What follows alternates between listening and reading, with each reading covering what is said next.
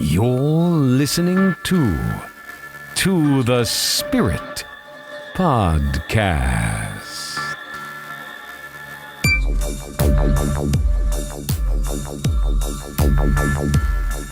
Hi, friends, and welcome to the Spirit. I'm Beck. And I'm Steph. Hey, Steph. Hey, Beck. So, I just recently watched an Unsolved Mysteries reboot. It was pertaining to ghosts, and specifically ghosts that came out of a natural disaster such as the tsunami in Japan. Did you see that episode, Steph? I did. Yes. Okay, what did you think of that? I liked it a lot. It was hard for me. I have to say, I'm going to rewatch it because of Subtitles? I had a hard time focusing, but I got basically the gist of it. And it seems ever since that tsunami with the huge amount of people that have died, now there's a bunch of people experiencing ghosts popping up in their lives that they have no idea that they're dead. Listen, this is going to be a spoiler for you guys. If you haven't seen this episode, you might want to tune out because we're going to talk a little bit about this episode as it relates to this specific episode of our show. We all know what happened in 2011. Earthquake hit Tohoku. I don't know if I'm saying that right. The earthquake hit Fukushima, which created a tsunami. They actually just covered a lot of stories pertaining to witnesses of these spirits, or I should say ghosts, that are just wandering aimlessly throughout the prefectures looking for their homes and looking for their families, which are no longer there because they got washed away. Mm-hmm. It's really sad. It's unbelievable to watch when you see the tsunami. I had this weird mental picture of what a tsunami was growing up, and I always thought like it was a giant tidal wave. I didn't really know what it was until I saw at least that first tsunami that happened in Indonesia and then this one that happened in Japan. It's like it looks very slow moving. But it's not. And low level. Yeah. I mean, the way it looks on camera, you're just seeing it just enter the land and doesn't stop and doesn't stop. And on carrying camera, all that debris. From an aerial perspective, it looks slow, but I'm sure when you're on that ground and you're trying to run, it's going to get you. And just seeing the vehicles in some of the shots in that episode, did you see the white vans that were lined up? It was like, go, go, go, go. Yeah. I mean, it's so frightening. It is frightening. And on top of that, having the nuclear accident with that is just pure devastation all over the place. Like, I can't imagine what they went through. Very sad. It's so sudden. And I think that's what this episode is going to be about, really. It's about these sudden catastrophes, these sudden deaths, these sudden natural disasters, and why these souls can't cross. It makes no sense to me. No, I don't understand that myself. No, because at all. I don't think there's really an answer for. Only God knows. I mean, these are good people. These aren't evil people. These are people that are going quick, and you would think this light would have opened up, but maybe they ignored the light. Or maybe there was such a shock, or it was so quick that they don't even know they died. And I think actually that it may be the case for a lot of them. It almost seems like God has forgotten about them. Like, because you would think once you're dead, you're entering into this other realm that you're supposed to be greeted by God and your loved one. You know, like something amazing is supposed to happen, and they don't have this experience, or why? But you've seen this throughout history. If you think about it, okay, so we've got the Gettysburg ghosts, and that was a horrific war. I don't know if it's because it's a mass exodus that's happening and it's just like an overwhelming thing. It's kind of like maybe a food line for people that are starving and they just start bum rushing and some people just don't get their bread. I have no idea. But let's talk about some of the stories within that episode. There were many stories, and one of the stories in particular was of a little girl who was running with her little brother. And I believe they were in school when this happened, or they had just gotten out of school and they were running home. And she was holding his hand. The water was coming quickly. It was approaching quickly. He said he couldn't keep up. I can't keep up. She lost hold of his hand and he got swept away. Not long after she became swept away, her little ghost had entered a woman who was brought into a local monk. And this monk was helping to almost cross these entities that were going inside the woman, residing inside of her. It was just so sad. They ended up crossing her, but it was so sad because she had so much guilt about losing her brother's hand, and she also wanted her mother. You got to remember, her last vision was this wave sweeping over her. And it was so quick, and her losing her brother and feeling responsible for that. Another story associated with that episode was the taxi drivers. Now, this was, I believe, a professor had documented this because these were the most credible stories. The taxi drivers were being called to pick up patrons, and when they would get there, the patrons would get into the car. They wouldn't really talk. They did know the destination. How they made that phone call is beyond me. How they actually called the cab is just mind-blowing. But the cab driver would take the long journey to deliver these souls, and when he'd get there, he'd turn around, or the cab drivers, when they got there, they'd turn around, and there was no one there. Now, these cab drivers, they got stiffed, essentially, Yeah. and the money had to come for the fare from somewhere, so they were paying out of pocket to cover these fares. There are some cab drivers that are continuing to pick up ghosts and deliver them to the addresses, and paying fares out of their own pockets just to help deliver these souls to where they need to be. I'm hoping they're crossing when they get to where they need to go. I think if there's any ghost hunters in Japan, it would be kind of interesting to see what they've had to say about their experiences too. Yeah, and listen, if there are ghost hunters in Japan and you want to reach out to us, email us at tothespiritpod@gmail.com. We'd love to do a cultural series with you or anyone in any other country because it's fascinating to us. 2011 was a rough year, not just because of the Japan earthquake and tsunami, but if you remember, Christchurch, New Zealand had an earthquake, Yes. and that killed about 185 people, and there were reports of ghostly hauntings that had come out of there as well. Again, in 2011, same year, and I don't know what it is with 2011, but Joplin, Missouri had a tornado, if you remember that, and that Yes. killed over 150 people. Yeah, there's been a lot of natural disasters, not obviously for that year, but it just seems like It's just every been picking year, up. it just picks up. But also we get to hear news on a different scale. If this was back how many years ago when we didn't have this type of constant 24-hour-a-day news, would we know this happened at all? Would we be interested in the statistics, weather statistics or things like this, to know that it happened at all? You know, sometimes newspapers would put things out. I know my grandfather's day, if it happened in another country, it would take 2 weeks or more until they heard about it. Yeah, it's amazing how far we've come. So now we're so connected in, and we can actually get a hold of people's personal videos that they post up on the internet. We can actually see different accounts of these activities and these happenings. I know. Do you think that it's more now, or do you think that we just hear about it more because of news? Because I don't really know the facts on it. I mean, obviously, we can't deny that there is some sort of climate change happening, and there are earth changes occurring. Yeah. So I do believe we are kind of spiraling into that, and there is a pickup with these events, but I also think that holds hand in hand with the fact that we have easy access to information. Like you said before, we were waiting 2 weeks to hear something international. Now we could just turn on CNN, or we can open up our browser and boom, there it is. Yeah.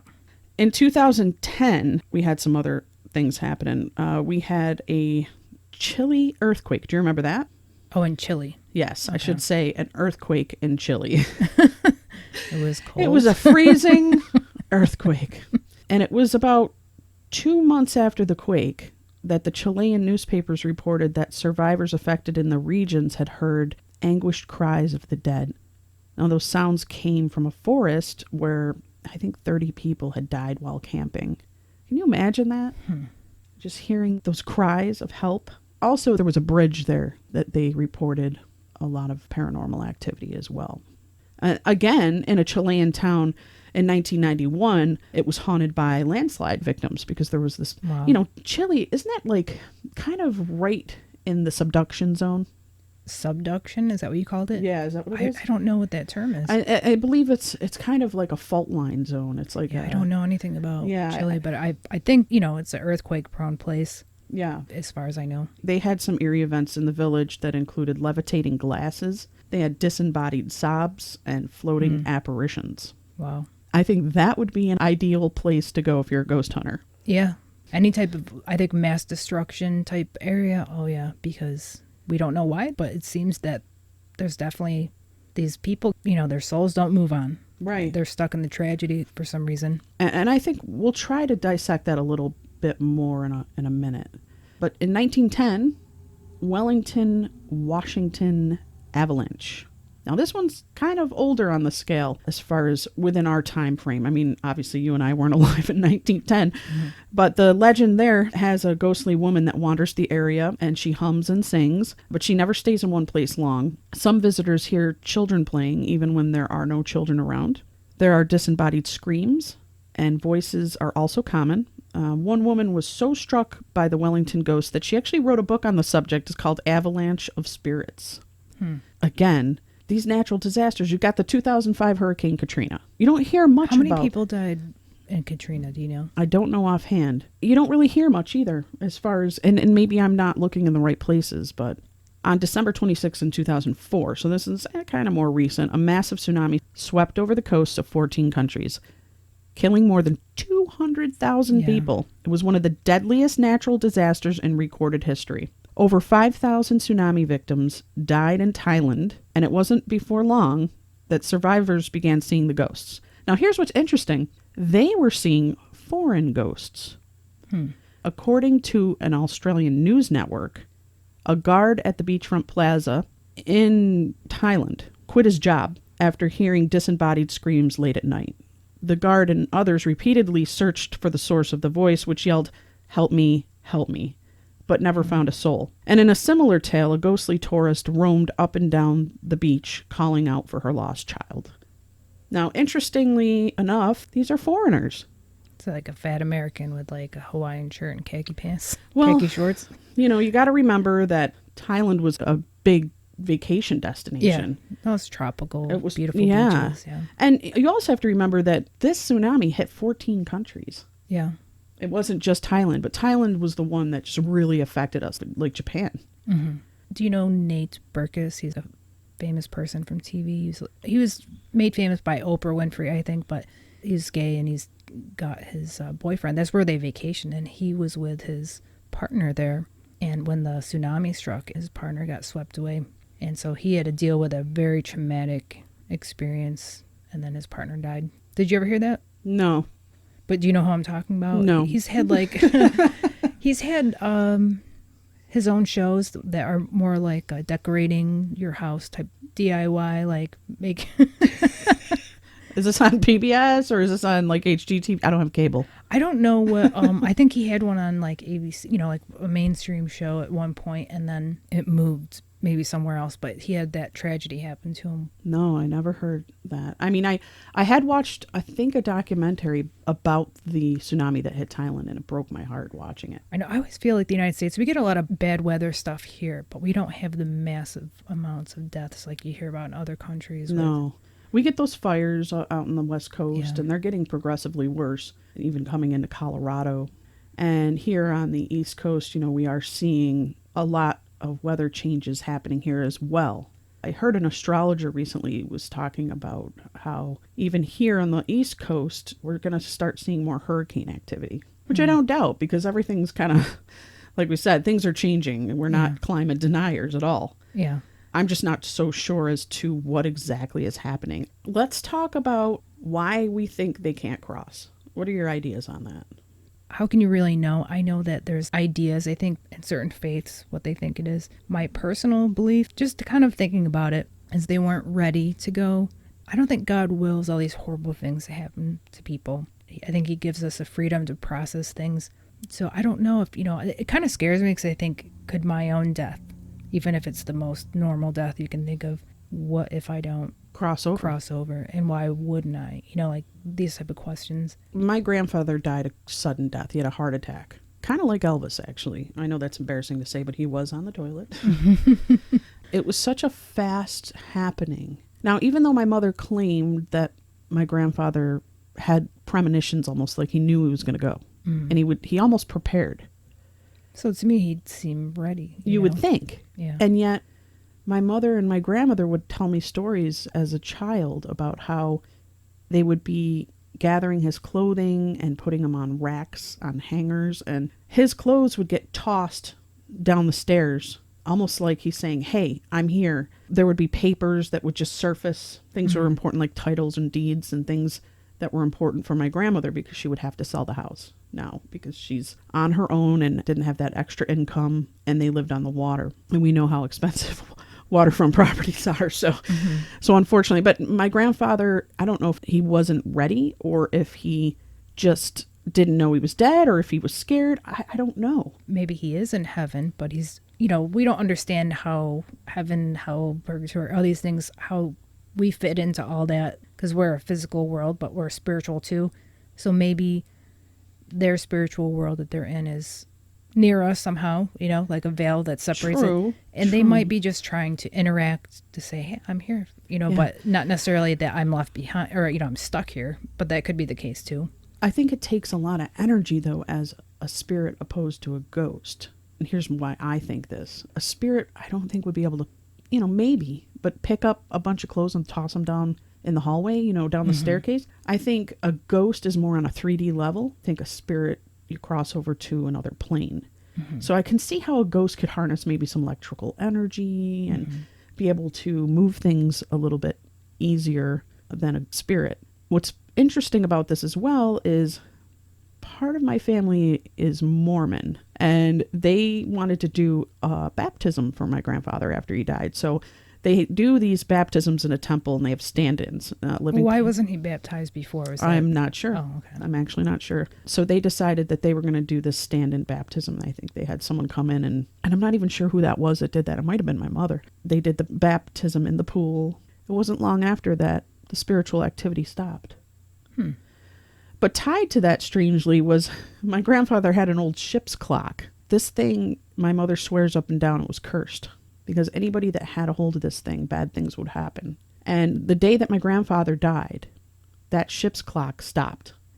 My cousin wanted that ship's clock recently. I don't even know if she has it still. She might have gotten rid of it because she want to get rid of it. Yeah, she had said, I don't want anyone to have this. So she might have actually either donated it or gotten rid of it or destroyed it, thrown it out. I'm not sure. But she said, I don't want anyone to have this. Nothing but bad things occurred with this clock. That could be superstition, but I don't know. I mean, we've heard of haunted objects, and we have heard of kind of bad luck associated with things. So when I was a kid, my mother had a friend that was a reverend that worked at an old folks home with her. I won't say the name. It's not even necessary. But my mother did clerical work in this place. And this reverend would come in and kind of give last rites to people. But she told my mother a story that I found quite fascinating. This story was of her being in her home. And one day she sees this 1950s car pull up.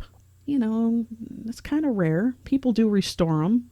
But nonetheless, this 1950s car pulls up into the driveway, and there is a girl that comes to the door and starts knocking, and her clothing is out of place. It's even out of time. She finds this a little odd. Like, is this... It wasn't Halloween. She wasn't playing dress up, but the girl was knocking frantically. The Reverend opened the door and said, "Hi, can I help you?" And she said, "Where are my parents?" And she said, "Excuse me? Where are my parents?" "Well, I don't know. Your parents don't live here. I live here.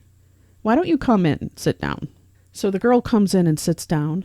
They continue to have a conversation. Now, the details have faded since I was a kid remembering this story. But ultimately, this reverend had to tell her she had passed away, that she was dead.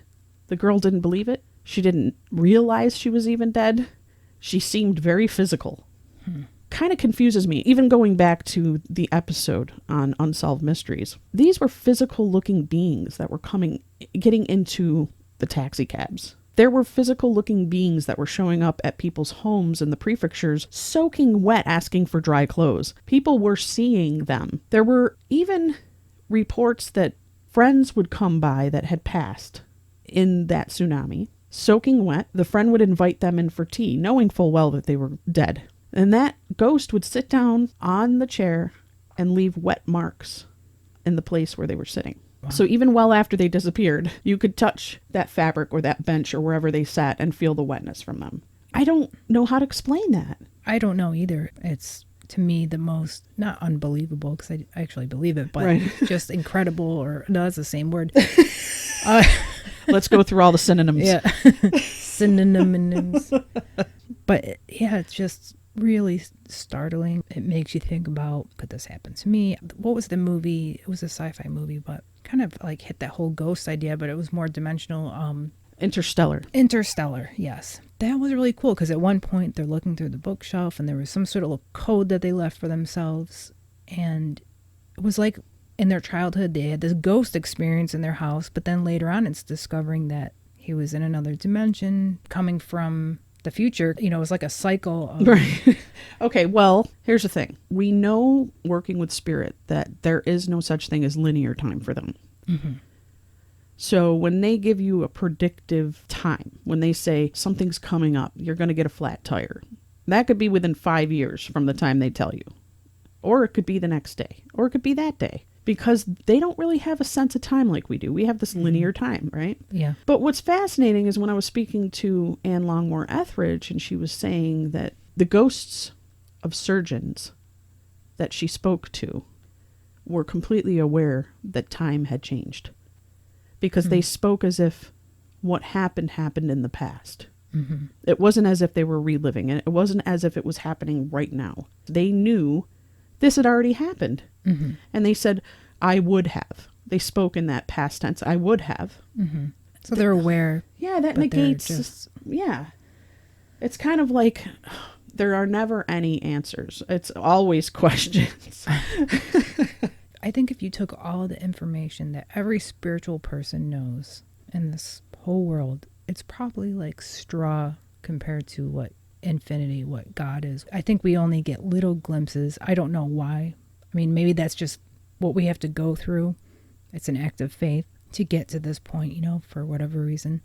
Only God knows. But I think it's smart to have some faith and to believe in something. I think there's enough mysteries. Like if there's people in Japan picking up people in their taxi cabs, then they're disappearing. I'm like, what? Someone who's an atheist or a skeptic or whatever. I'm like, it's almost like you have to go through it to really believe it, I think. But it's believable. You listen to these people, I'm like, why would you make that up at all? Yeah. It's definitely a mystery. It's always kind of frightened me where these people, they've been taken away in a very tragic manner. You don't know what their spiritual life was like. I don't know what Japanese people believe in as a society. I don't know if that matters, though, really. Because, I mean, if you look at all the religious aspects around the world, the religions around the world, they're all very different. Mm-hmm. And I don't think it's exclusive to one sect or the other, like some believe, like, oh, you don't believe in Jesus, so you're not going to heaven. No, I don't think it's that. And I don't necessarily think you have to be a religious person either, or have even spirituality in order to cross. I think that all souls are, like you had said before, you know, God knows every hair on your head, right? Mm-hmm. So all souls come from this source. Why wouldn't all souls go to this source? It's such a There's deep... no answer. No. But let us know what you guys think. Let us know your thoughts. Shoot us an email. Let us know what you think about this. I'd love to hear your theories. If you think you have answers, we'd like to hear them. We'd like to hear your thoughts and your theories on it. So listeners, we are so excited that you are coming in from around the world. We wanted to give shout outs because we have been seeing the numbers come in. And even though we're a fairly new podcast and we haven't even been going a full month yet, it's been incredible. We've been noticing that we have Canada, India, Ireland, Spain, Australia, United Kingdom, Finland, Spain, Germany, and Italy. Half of the United States is listening to us now. Mm-hmm. And I mean, it's breaking it down by region. So I'm just going to shout out to you guys in the US for listening to us and helping to make us what we are. I know I'm very humbled that anyone would listen to me talk whatsoever. But it's very humbling. Like, I'm like, wow, these people are actually taking the time to listen to us. And then we see the local people like Utica, Baldwinsville. Yeah.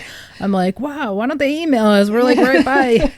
Say hi. Shoot us an email. We will share your emails. We will discuss your topics that you're interested in. We will be happy to go through and read those and share what we can. Also, listeners, could you continue to support us? Just give us a rating. Leave us a review. Even though we're number 11 in the top 15 paranormal podcasts, I think we're still kind of hidden in that algorithm. So if you could leave us a review, leave us a rating, if you could subscribe to us, we're available on all the major platforms, and let us know what you think. And remember, dying in a tsunami isn't that bad. At least the earth gives you a wave goodbye. To the spirit Podcast. supernatural science. Aliens. I'm ghost. Psychic. Mystic. Spirits. Divine source. Heaven. It's magic.